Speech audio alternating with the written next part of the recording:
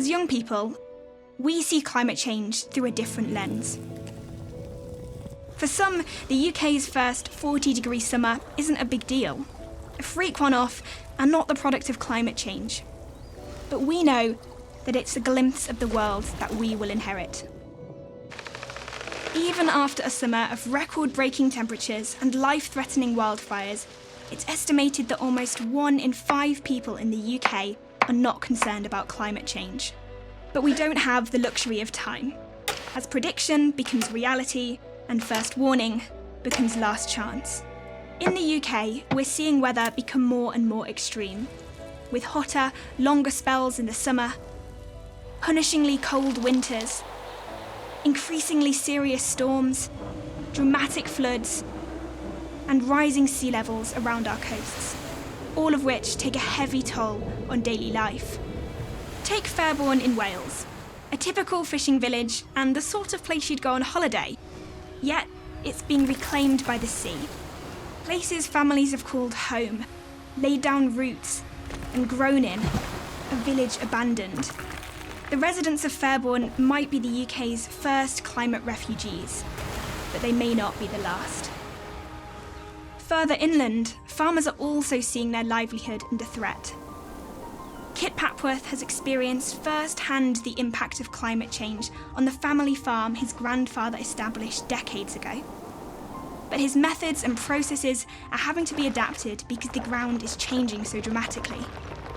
The effects of climate change are a huge demand for more water and more variable yields. Crops are simply not bred to cope with 40 degrees of heat and they simply stop growing. These long, hot, dry spells are occurring more and more often, more frequently, and for longer. The climate simply can't keep up, and neither can our crops, neither can the genetics of breeding new crops to deal with these conditions. At this time of year, we'd normally be planting seeds for the next crop, but unfortunately, at the moment, the land is too hard and too dry to put the machinery into the ground or to even drill the new seeds so that they can grow. Most farmers in the UK are starting to rebuild the lost soil organic carbon and rebuild the nutrients within our soils so that they are more resilient to climate change. That process can take 5 years or more. That's a very long time to plan and to lose income from our farming business whilst we rebuild our soil and capture carbon. And what it means is that many farms will go out of business.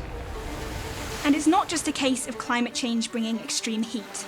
The UK is also facing the reality of extreme flooding, with Zurich's data showing that 120,000 businesses in the capital alone are at risk of flash flooding.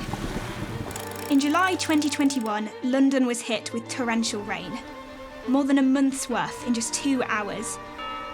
This was more than the city was able to cope with, as stormwater and sewage rose up from the drains and into homes. Stations and roads were completely washed out, and hospitals were forced to close and even evacuate their patients to safety. These cases, and the experiences of people like Kit, make it clear that we can't think about climate change as a problem happening somewhere else. It's happening here, and it's happening now.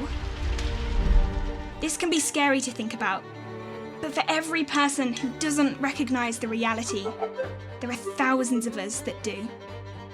We know what needs to be done to adapt our towns and cities to be more resilient and better protect the people who live there. We know how to use our platforms to raise awareness and how to reduce the impact of climate change in the UK. And we know the power we have when committed young people come together in our communities to make a difference. Climate change is happening in the UK. But together, we can act to secure our future.